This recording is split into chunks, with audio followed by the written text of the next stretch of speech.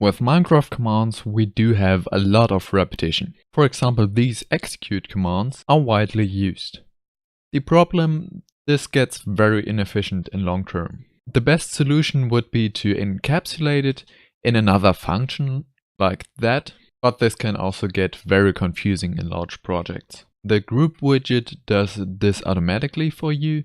It groups a list of widgets and allows you to generate an encapsulated file and add prefixes or suffixes.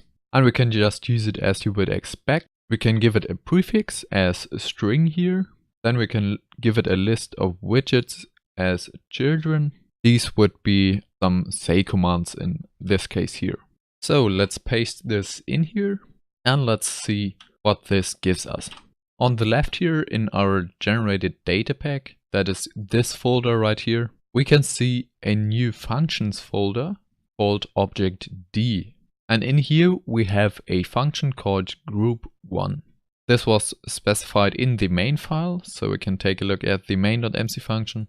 And we can see our prefix that we defined here, and it runs this new function here, the objD group1. This 1 at the end is the ID of the function.